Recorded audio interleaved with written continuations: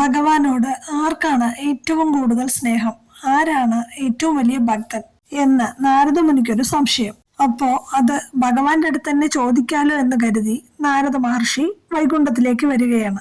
തന്നെ തന്നെയായിരിക്കും ഭഗവാൻ പറയണത്. കാരണം സദാസമയവും താൻ നാരായണ നാരായണ എന്ന് ജപിച്ചുകൊണ്ട് നടക്കുകയാണല്ലോ. അപ്പോ തന്റെ പേരായിരിക്കും ഭഗവാൻ പറയുക എന്ന് വിചാരിച്ചിട്ട് ഭഗവാനോട് ചോദിക്കുകയാണ്. ഭഗവാൻ അപ്പോഴേ മനസ്സിലായി നാരദമുനി എന്തിനാണ് വരുന്നത് എന്നൊക്കെ.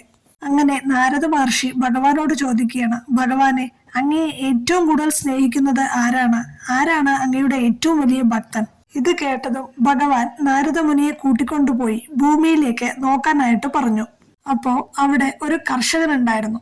അദ്ദേഹം രാവിലെ എണീറ്റതും കൃഷ്ണ ഗുരുവായൂരപ്പ എന്ന് പ്രാർത്ഥിച്ചിട്ട് അദ്ദേഹത്തിന്റെ പ്രഭാത കൃത്യങ്ങളെല്ലാം കഴിഞ്ഞ് വയലിലേക്ക് പണിക്ക് പോകും. അങ്ങനെ ഉച്ചവരെ പണി ചെയ്ത് ഭക്ഷണം കഴിച്ച് ഉച്ചയ്ക്ക് ഭക്ഷണം എല്ലാം കഴിച്ച് പിന്നെയും സന്ധ്യാവണ വരെ അദ്ദേഹം പണിയെടുക്കും.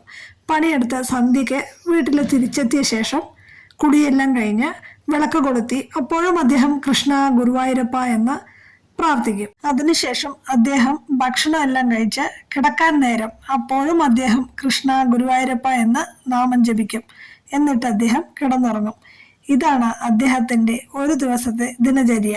ഭഗവാൻ ഇത് നാരദമുനിക്ക് കാണിച്ചു കൊടുത്തിട്ട് പറഞ്ഞു, ഇദ്ദേഹമാണ് എൻ്റെ ഏറ്റവും വലിയ ഭക്തൻ. ഇത് കേട്ടതും നാരദ മഹർഷിക്ക് വലിയ സംശയം വന്നു. കൂടാതെ ഭയങ്കര ദേഷ്യവും. കാരണം തന്റെ പേര് പറയുന്നാണേ അദ്ദേഹം വിചാരിച്ചത്. കാരണം താനാണല്ലോ എപ്പോഴും നാരായണ നാരായണ എന്ന് ചൊല്ലിക്കൊണ്ട് നടക്കുന്നത്. ഇദ്ദേഹമാണെങ്കിൽ വെറും 3 തവണ മാത്രമേ ചൊല്ലിയുള്ളൂ. എന്നിട്ടും അങ്ങ് എന്തുകൊണ്ടാണ് ഇദ്ദേഹത്തെ ഏറ്റവും വലിയ ഭക്തരാണെന്ന് പറഞ്ഞത് എന്ന് നാരദമുനി ഭഗവാനോട് ചോദിച്ചു.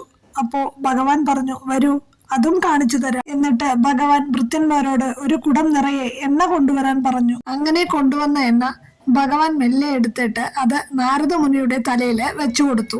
എന്നിട്ട് ഇതിൽ നിന്നും ഒരു തുള്ളി പോലും തുളുമ്പാതെ എന്നെ പ്രദക്ഷിണം ചെയ്തിട്ട് വരൂ എന്ന് ഭഗവാൻ നാരദ മഹർഷിയോട് പറഞ്ഞു. അങ്ങനെ നാരദമുനി വളരെ ശ്രദ്ധയോടെ എണ്ണയിൽ നിന്നും ഒരു തുള്ളി പോലും തുളുമ്പാതെ ഭഗവാനെ പ്രദക്ഷിണം ചെയ്തു. എന്നിട്ട് അദ്ദേഹം വളരെ സന്തോഷത്തോടെ ആ എണ്ണയിൽ നിന്നും ഒരു തുള്ളി പോലും തുളുമ്പിയില്ല എന്ന് ഭഗവാനോട് പറഞ്ഞ് ഭഗവാൻ ആ എണ്ണ തിരികെ ഏൽപ്പിച്ചു. അപ്പോൾ ഭഗവാൻ ചോദിച്ചു, ഈ പ്രദക്ഷിണം ചെയ്യുന്ന സമയത്ത് എത്ര തവണ നാമം ചൊല്ലിയെന്ന്. അപ്പോഴാണ് നാരദ മഹർഷി ചിന്തിച്ചത്, താൻ ഒരു പ്രാവശ്യം പോലും ഭഗവാനെ വിളിച്ചില്ല. കാരണം ഈ എണ്ണ തുളുമ്പാതെ നോക്കണം എന്ന് ഭഗവാൻ പറഞ്ഞത് കാരണം തനിക്ക് അതില് മാത്രമായിരുന്നു ശ്രദ്ധ. അത് കാരണം തനിക്ക് ഭഗവാനെ നാമം ചൊല്ലാനായി മറന്നുപോയി. അപ്പോൾ ഭഗവാൻ ചോദിച്ചു, ഇപ്പോൾ മനസ്സിലായില്ലേ എന്ന്. അപ്പോൾ നാരദ മഹർഷി ഒന്നും മിണ്ടിയില്ല. ആ ഭൂമിയിലുള്ള കർഷകൻ എത്ര തിരക്കുണ്ടെങ്കിലും തന്നെ 3 പ്രാവശ്യമെങ്കിലും വിളിച്ചു. നാരദ മഹർഷിക്ക് ഒരു പണിയും ഇല്ലാതിരുന്നത് കൊണ്ടല്ലേ സദാസമയം തന്നെ വിളിച്ചോണ്ട് നടക്കുന്നത്. അതിനാൽ എത്ര തിരക്കുണ്ടെങ്കിലും തന്നെ മറക്കാതെ വിളിച്ച ആ കർഷകനാണ് യഥാർത്ഥ ഭക്തൻ. അദ്ദേഹത്തിനാണ് യഥാർത്ഥ ഭക്തിയുള്ളത് എന്ന് നാരദ മുനിയോട് ഭഗവാൻ പറഞ്ഞു കൊടുത്തു. അതുപോലെ തന്നെ ആകണം നമ്മളും എന്നാണ് പറയണത്. എന്തൊക്കെ തിരക്കുകളുണ്ടെങ്കിലും ഭഗവാനെ വിളിക്കാൻ 1 മിനിറ്റ് സമയമെങ്കിലും നമ്മൾ ബാക്കി വെക്കണം. അതിനുള്ള സമയം നമ്മൾ കണ്ടെത്തണം എന്നാണ് ഭഗവാൻ പറയുന്നത്.